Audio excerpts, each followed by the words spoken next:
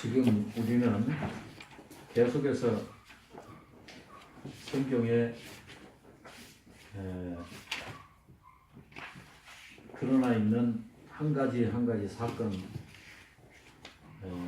통해서 구속사가 어떻게 적용되고 있는지 그것을 살펴보고 있습니다.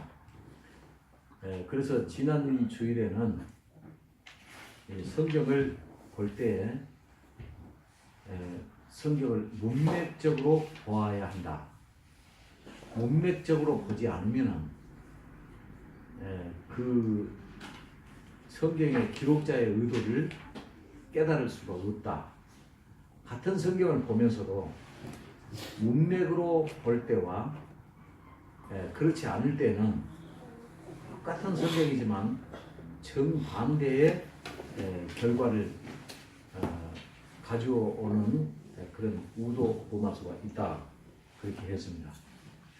그래서 소극적으로는 장과 절은 영감의 산물이 아니라 후대의 필요에 의해서 만들어진 그런 것인데 그 만들어진 장과 절 때문에 문맥을 살펴서 성경을 이해하는데 상당히 제약이 되기도 하고 또 우리의 눈을 조금 좁은 시야로 만들어주는 경우가 있었다. 그래서 문맥을 살펴 성경을 이해하는 것이 얼마나 귀한 것인가 이것을 마태복음 19장 그리고 20장에 드러나 있는 그 장을 초월한 그런 것을 기록을 통해서 살펴보았습니다. 그러니까 마태복음 19장에서는 문제가 제기되죠. 그 중에서 가장 큰 문제는 사람으로서는 할 수 없으되 하나님으로서는 할 수가 있다. 그 문제하고 그럼 뭐를 도대체 할 수가 있다는 얘기고 어떤 내용인가 그런 내용이고 19장 마지막 절과 20장 16절에 공이 두 번씩이나 기록되어 있는 똑같은 말 먼저 된 자 나중 되고 나중 된 자 먼저 된 자 그 얘기가 도대체 무엇을 어떻게 말하는 것인가 이것이 구원에 있어서 어떤 내용을 말하는 것인가 이것을 살펴봤는데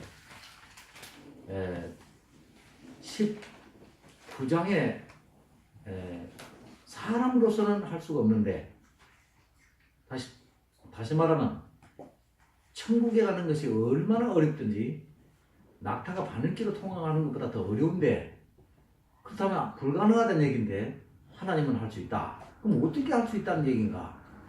그런 얘기하고 그러면 먼저 된 자가 나중 되고 나중 되가 먼저 된다는데 무엇을 두고 하는 말인가? 그것이 20장에 그 해답이 나왔다 그랬습니다. 먼저 된 자가 나중 됐다. 그 얘기는 물론 유대인들과 또 제자들 다시 말하면 모든 사람들 다 동일하게 대하고 있는 것이기도 하지만은 20장의 포도원 비유에서 어떻게 나타나느냐 그러면 20장 포도원부터 먼저 온 자가 나중 받지 않습니까? 임금을 한 데나리를 받을 때 나중에 받죠.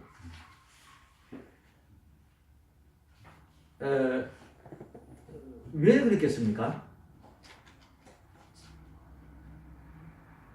First come, first service라고 그러죠. 우선순위. 다시 말하면 동서고금을망론하고 먼저 대우한다는 거. 먼저 기다림이 없이 먼저 대우한다는 거. 그래서 우리들도 그 먼저 뭘 하겠다고 예약도 하고 먼저 뭘 좀 뭐 하겠다고 많이 줄 서고 그렇게 하지 않습니까? 그래서 그 먼저 한다는 것은 그를 대우하고 우대한다 그런 뜻인데 먼저 온 자들이 나중이 됐어요. 그리고 임금을 주라고 할 때 나중 대우를 받아서는 안 될 것 같은 사람들이 대우를 먼저 받고 있단 말이에요. 그것이 하나님 뜻이라는 얘기예요. 하나님은 하신다는 얘기가 그 얘기입니다. 이해가 되십니까? 하나님이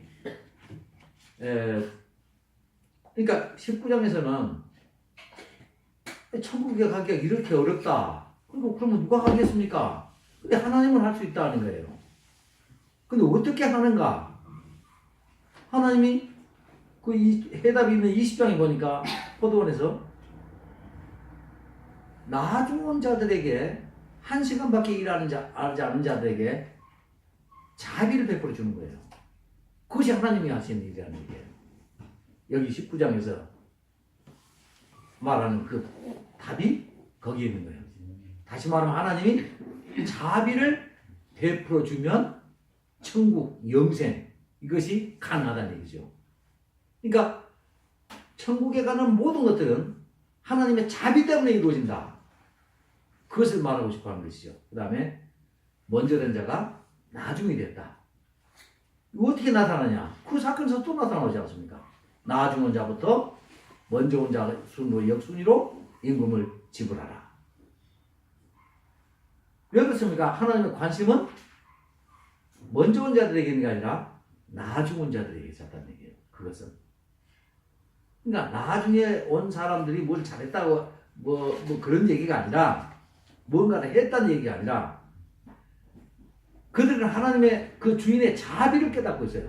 도대체 우리는 받을 수 없고 먼저 취급을 받을 수 없는 사람인데도 불구하고 왜 우리는 먼저 온 자들보다 더 우대를 받고 사랑을 받는가, 관심을 받는가, 특급 대우를 받는가, 이걸 깨달을 거 아닙니까? 그러면서 감사가 나오는 것이죠. 그렇지 않겠어요? 바로 하나님이 하시는 일은 그렇게 함으로써 그가 사람들로부터, 죄인들로부터 영광을 거두시는 거예요. 영광을. 그것이 하나님의 뜻이에요. 자기 공로를 가지고 뭔가를 했다고 생각하고 아침부터 저녁까지 시간 동안 꽉 차서 일했다고 생각하는 그들에게는 하나님께서 싸늘하게 사무적으로 그냥 대할 뿐 특별한 애정은 별로 보이지 않아 보여요. 그것이 하나님의 뜻이에요. 그래서 천국은 자격이 없다고 생각하는 사람들이 가는 거예요. 어떻게? 하나님의 은혜로. 그래야 그들로부터 영광과 찬송이 나올 수밖에 없지 않습니까? 그죠? 바로 그것이 완벽한 해답이 20장 포도원 비유 안에서 다 나왔습니다. 오늘은 그 다음으로 요셉의 일대기를 통한 하나님의 구속 경륜의 계시에 대해서 이제 또 말씀을 나누도록 하겠습니다. 페이지 수로는 110페이지입니다. 자, 우리는 지금 문맥이 어디로 지금 흐르고 있습니까? 창세기 문맥으로 지금 가고 있지 않습니까? 왜 그렇습니까? 요셉의 일대기는 창세기에 그려져 있어요. 창세기의 말미에 대미를 장식하는 창세기입니다. 그러므로 우리가 언제나 어떤 본문을 상대할 때는 먼저 그것이 어떤 문맥인가, 어느 문맥이냐 이것을 먼저 생각하라 그랬습니다. 그러면 창세기 문맥을 이렇게 보면 창세기는 제네시스라고 시작을 한다, 출발, 이런 의미가 있다 그랬죠. 그러니까 창세기에는 시작의 모든 문맥이 들어있어요. 무엇에 대한? 하나님의 구속 전체에 대한 구속사역, 구속 경륜에 대한 시작에 있어요. 그러므로 시작에는, 인트로덕션에는 모든 것들이 앞으로 내가 이런 연구를 해 나갈 것이다, 이거에 대해서 연구를 해야 할 필요성이 이렇게 발생해서 이렇게 할 것이다 하는 내용이 논문이나 어디든지 인트로덕션 안에가 들어있어요. 그래서 창세기에는 어떻게 하나님의 구속의 경륜이 어떤 스케줄로, 어떤 과정으로, 어떤 목적으로 진행이 될 것이다 하는 모든 내용이 창세기 안에 다 들어있다 그랬어요. 다 들어있다고 그랬어요. 창세기를 다 자세히 보면은 나머지 성경 65권에 대한 모든 하나님의 계획이 그 속에가 다 들어있어요. 들어있습니다. 어떤 식으로든지 다 포함되어 있어요. 그 속에가. 그러면 창세기 문맥 가운데서도 지금 오늘 요셉의 일대기가 창세기 마지막 파트에 다 나오고 있어요. 그렇다면 이제 하나님의 구속의 경륜이 어떻게 그 진행을 잡고 있는지, 진행하고 있을 것이고 방향을 잡고 있는지 그것을 창세기에서 우리는 다 볼 수가 있다 그런 얘기죠. 그죠? 그래서 성경을 볼 때 우리가 지엽적인 말하자면 소문맥에 집착해서 그거에서 해나지 못할 그래서는 안 되고 그 문맥이 차지하고 있는 중문맥을 깊이 먼저 상고한 다음에 그 다음에 소문맥으로 가가지고 그것이 중문맥의 그 테두리 안에서 그 윤곽 안에서 어떤 역할을 하고 있는지 이걸 살펴야 된다 그랬습니다. 자, 읽겠습니다. 창세기에서 요셉의 일대기는 구속사를 설명하는 아주 탁월한 그런 소재가 됩니다. 이것은 단순히 야곱이라고 하는 한 족장의 가정에서 일어났던 비정하고 불행하고 했던 그런 가정사에 남겨진 기록이 아닙니다. 어차피 인간은 언제나 그 속성이 비정하고 근시안적이고 죄로 오염되었다는 것을 창세기 초도로부터 시작해서 전 인류의 역사가 흐르는 동안에 모두가 다 알고 있습니다. 인간은 애초부터 자기 경영 능력을 상실했습니다. 그 경영력을 상실했기 때문에 오늘날도 세상의 모든 불행이 계속되고 있고 미래에 대한 암울한 상황 속에서 세계가 지금 진행되고 있습니다. 그러니까 지금 오늘날 그 현실적으로만 보더라도 지금 나라마다 극보수주의자들 나라마다 그 지도자가 나와요. 요번에 이탈리아까지 거기는 지금 극보수 지도자가 나왔어요. 그죠? 이탈리아도 그렇게 지금 그 성경 결과가 그렇게 나왔어요. 또 독일도 지금 점점 보수 성향을 띠고 가고 있고 일본도 그렇지 않습니까? 미국도 그래요. 미국이 지금 아주 첨예하게 먼저 앞서 나가고 있는데 미국이 그러지 않습니까? 좀 크게 미국의 영향력을 보려고 하지 않아요. 지금은 이제 우선 내 눈앞에 있는 이득만을 쫓아가는 겁니다. 이렇게 하다 보면 미국은 과거의 세상에 가지고 있던 그 영향력을 이제 잃을 수가 있어요. 세상의 불행은 거기서 싹틀 수가 있을 것입니다. 그동안에는 미국이 세계의 경찰 국가로서 악을 지배하고 다스리고 조절하고 하는 역할을 해왔습니다. 그래서 리비아라든지 또는 그 후세인이라든지 또 이란이라든지 또 북한이라든지 이런 독재자들을 상대해가지고 거기에서 자기만 먹고 살면 될 것 같은데 그게 아니라 세계의 그 암덩어리들을 제거하는 그런 일을 해왔다는 거예요. 그러니까 세계가 묵시적으로 미국이 하는 일에 조금 좀 월권을 하고 좀 너무 심하다 할 정도로 무슨 행위를 해서도 그런 것 때문에 이해를 해주고 또 좀 전체적인 그 세계의 그 경영에 있어서 그래도 바르다고 생각하기 때문에 그렇게 해왔습니다. 근데 지금은 이제 그게 아니에요. 그래서 세계가 지금 어떤 방향으로 갈지 자기 스스로도 모르면서 가고 있어요. 근데 모두가 다 한결같이 아는 것은 뭐냐면 이대로 가면 각각 지금 이제 미국하고 중국하고 무역 전쟁이 이제 시작됩니다. 이렇게 되면 이제 자기 나라를 위해서 피나게 싸우기 때문에 그 와중에서 한국이 또 피해를 봐요. 이런 식으로 해갖고 무역 전쟁이 나면 세계가 전부 다 골치를 아프게 되고 어려움을 당하게 이렇게 되지 않겠습니까? 그러니까 전체 세계 세상의 그 흐름, 그 경영, 매니지먼트가 없는 상태 속에서 각자 자기만을 목표로 해서 갑니다. 이것이 조금 전에 말씀드리고 싶었던 말하자면 우리가 이 소문맥에 집착했을 때 한 단일 사건, 한 가정 사건, 한 문맥에만 집착해가지고 이것이 절대적이라고 이렇게 해버리면 결국은 무엇을 이루냐 그러면 미국이 세상에 큰 영향력을 잃어버린 것처럼 우리가 하나님의 전체 구속의 경륜을 살피는 일에 실패해버린다고 말입니다. 지금까지 그래왔어요. 그래서 이 책의 제목도 성경을 이렇게 점으로 볼 것이 아니라 소문맥에 집착해서 볼 것이 아니라 전체 문맥 하에서 오늘 이 소문맥의 의미, 과정, 방법 이것이 무엇인가 이것을 살피자 하는 내용이지요. 어떻게 보면요. 소문맥을 깊이 알지 못한다고 할지라도 이건 큰 문제는 발생하지 않아요. 그러나 중문맥이나 대문맥의 흐름 그 역사를 우리가 놓쳐버릴 때는 성경이 모두가 다 점으로 흐를 수밖에 없고 또 잘못될 수밖에 없다 그런 얘기입니다.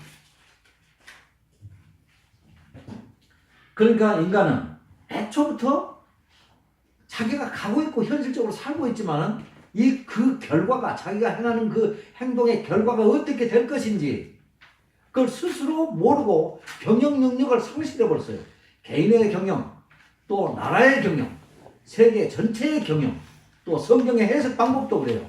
전체 성경 방법 하나님의 구속의 전 경륜을 이해하는데 그걸 볼 수가 없는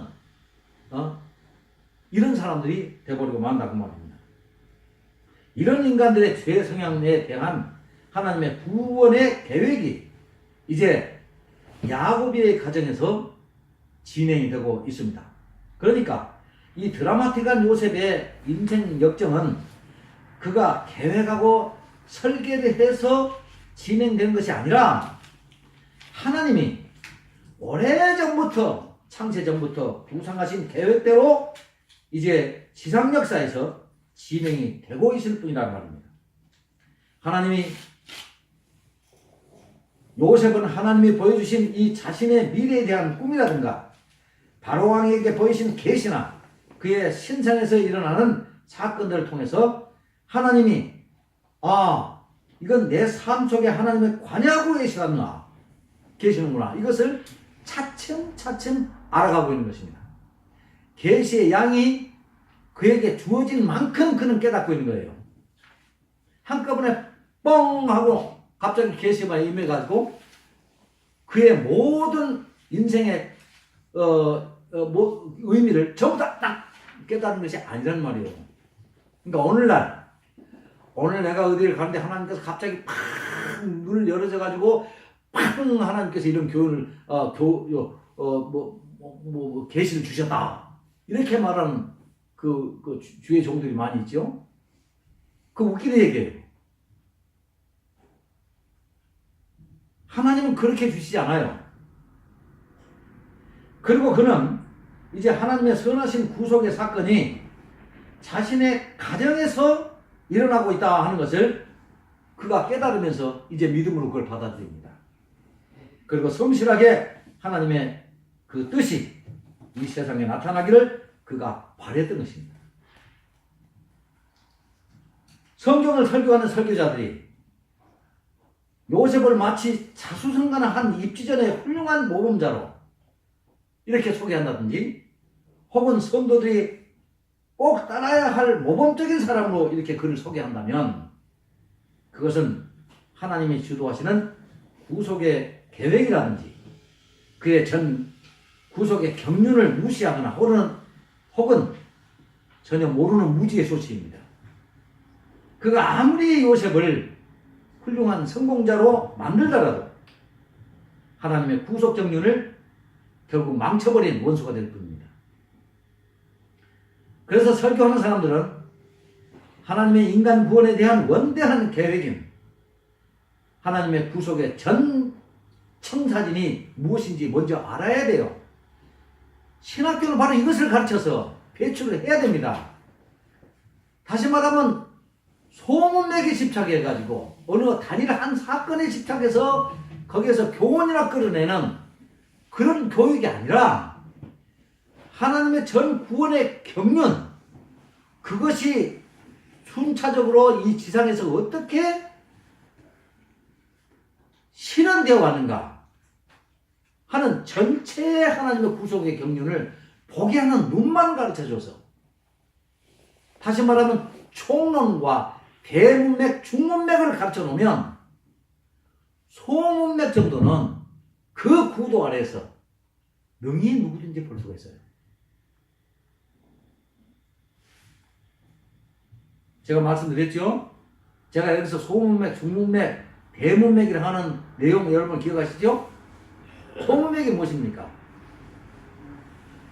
장과 절이라고 할 수 있지요. 단일한 사건, 단일한 인물의 사건, 이런 것이 소문맥일 수는 있죠. 그럼 중문맥은 무엇입니까? 그 사람이, 그 사건이 발생했던 그 중문맥, 그 성경, 무슨 서, 이거 안에서, 왜냐 그러면 사복음서라도 각 복음서가 그 복음을 써야 할 이유와 대상과 목적이 있어서요. 그러니까 그 문맥 안에서 오늘 보고 있는 이 사건의 주인공이 어떤 역할로 그 중문맥을 지금 장시가 하고 있는가, 이걸 보게 해준다는 얘기죠. 그리고 그 중문맥은 결국은 하나님의 전체 구속의 전 경륜인 대문맥의 지배하에서, 해석하에서 어떤 역할을 하는가, 이것이 또 규명이 돼야 한다, 그 말입니다. 이해가 되시죠? 네. 어렵습니까? 아니죠? 네.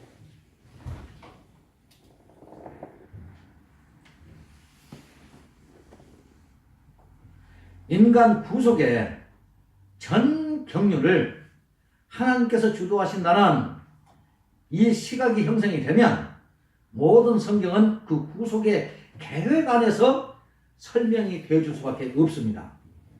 만약에 구속사를 모르면 구원의 기획자이신 하나님을 몰아내고 혹은 그의 뜻을 왜곡시키고 마치 거기에 등장하는 사람을 성도들에게 칭송하는 결과를 빚기 때문에 그렇습니다.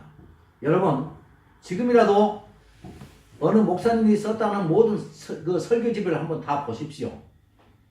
그러면 그 설교집 안에서 어떤 한 개인의 사건이라든가 어느 단일한 사건을 거론하는 그런 문맥이 있어서 거기에 등장하는 그 사람의 잘된 부분, 못된 부분, 이것을 선악으로 비윤리적인 이런 그 관점에서 설교를 하는 경우가 거의 대다수입니다.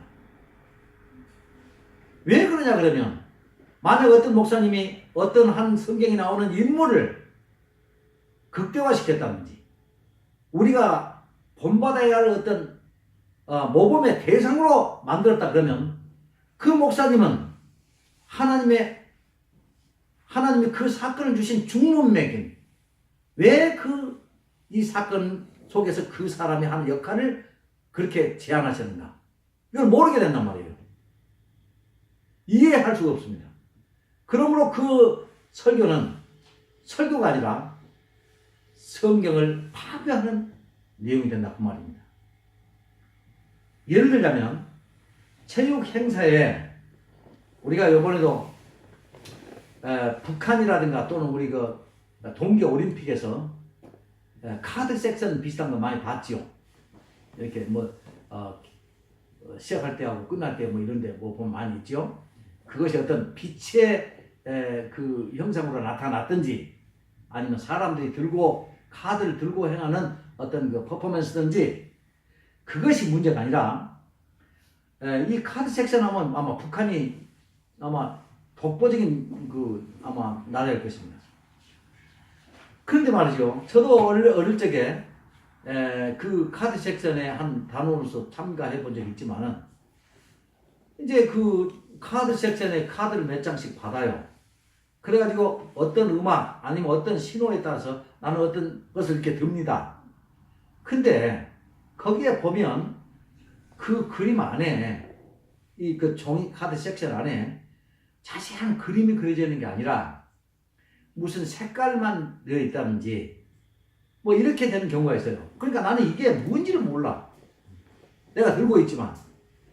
그런데 먼 반대편에 이 카드 섹션을 정확하게 볼 수 있는 위치에서 이렇게 보면 개별적으로는 모르는데 전체적으로 하나의 큰 윤곽이 드러나서 그 그림을 볼 수가 있지 않습니까?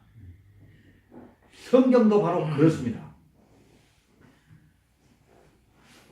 학생들은 주어진 카드를 연출자의 지시에 따라서 움직이지만 많은 카드 속에 한 섹션으로 참여하는 학생은 자기의 카드가 지금 무엇을 연출하고 있는지 모를 수가 있어요. 하지만 먼 관중석이라든지 높은 위치에 있는 연출자의 눈에는 그 카드 각각의 전체가 조화가 되어서 이렇게 들어와서 전체 그림의 완성을 볼 수 있는 기쁨을 줍니다. 성경 속에 이렇게 작은 섹션으로 나타나는 족장들이나 위인들은 하나님의 구속의 전 경륜을 자기 자신들은 보지 못할 수가 있다 그 말입니다. 여러분, 지금 우리는 창세기 중에서도 마지막 요셉의 일대기를 보고 있지 않습니까? 이때까지 지금 요셉의 아버지 되는 야곱이가 지금 살아있지요. 근데 요셉의 일대기 속에서 드러나고 있는 하나님의 구속의 경륜이 역사적인 사실로 지금 그의 아들 속에서 진행이 되었고 나타나고 있고 이렇게 하고 있는데 아버지인 야곱이는 지금 무슨 일이 벌어지고 있는지 모르고 있어요. 모르고 있지 않습니까? 그러니까 자기는 자기 섹션 속에서만 그 의미를 알고 있어요. 야곱이가 구속의 전면에 있을 때, 구속사의 전면에 있을 때는 그것을 깨닫는 수가 있어요. 그러나 통째로 다 하는 건 아니에요. 주어진 만큼 알아요. 깨달아요.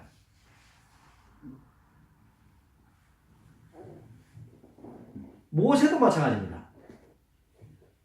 모세가 하나님의 구속의 경륜을 알지 못했을 때 그가 독립운동을 하겠다고, 유대인 중심의 독립운동을 하겠다고 나섰다가 살인자가 돼가지고 쫓겨나지 않습니까? 그러니까 모세는 그때까지만 하더라도 하나님의 구속의 경륜, 그 안에서 자기에게 주어진 그 섹션 한 파트에 그것을 알지 못하고 있어요. 그렇기 때문에 설교자는 구속의 큰 틀 안에서 각 등장인물들이 어떤 역할을 하는지 그것을 알아야 한다는 말입니다. 다시 말하면 이 하나님의 구속의 경륜을 알지 못하는 한은 설교를 해야 하는 이 단상에 올라서는 안 된다는 얘기예요. 절대 안 됩니다. 왜 그렇습니까? 만약에 그렇게 되면 필연적으로 이것은 하나님의 뜻을 왜곡시킬 수밖에 없기 때문에 그래요. 그가 뭐 좋은 말로써 하나님을 찬양하고 높이고 뭐 아무리 해봐도 그건 소용이 없어요. 하나님의 뜻을 왜곡시킵니다. 그럴 때 구약 성경에서 보이지 않던 하나님이 역사의 주인공으로 확연하게 이제 드러나게 되는 것입니다. 성경의 전 역사는 이렇게 하나님이 주도하셨고 그리고 그 전 역사의 끝도 하나님이 계획하신 대로 맞춰질 것입니다. 그래서 창세기하고 요한계시록은 완벽하게 일치를 하고 있어요. 이렇게 시작하겠다 했던 것들이 그렇게 맞춰졌다. 이렇게 맞춰질 것이다. 아주 너무 정확하게 하나님 나라가 예고한 대로 창세기 시작하신 대로 맞춰져요.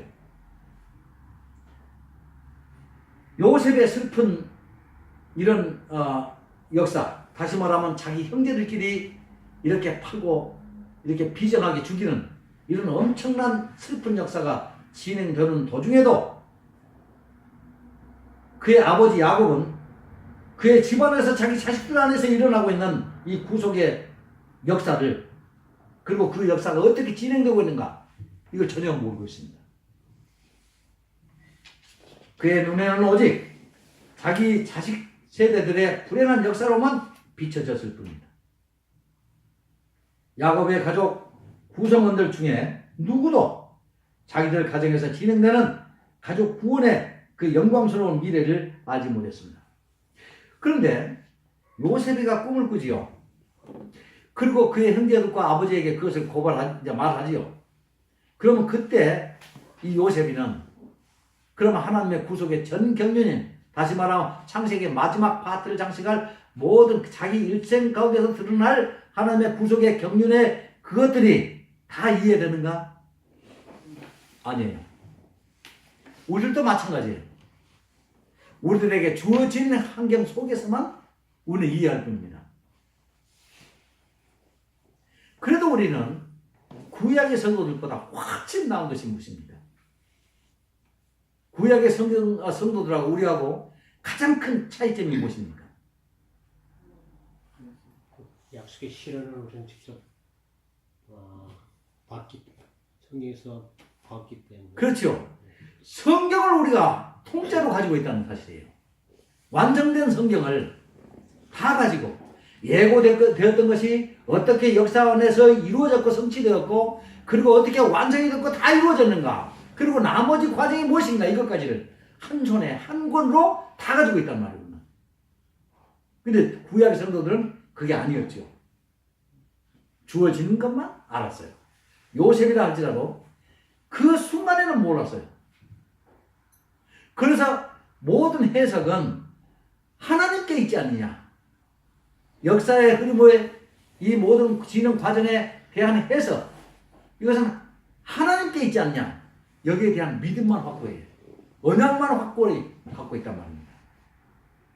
그리고 지나고 나니까 그것이 자기 가문을 구원하고 이스라엘의 언약대로 구원하겠다는 언약에 성취했다는 것을 깨닫고 나중에 그가 2번이나 고백을 해요. 이것은 하나님의 구속의 역사였다는 거죠. 나중에 깨닫죠. 조금 전에 가르쳐 줄게. 그 장.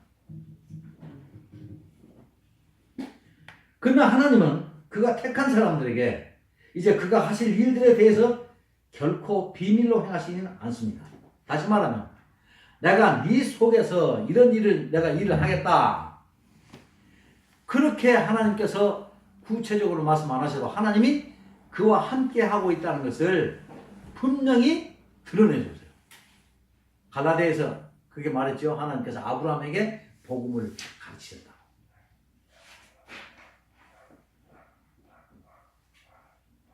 복음이 주어진 만큼 그는 깨달아 알아요. 왜 그랬습니까?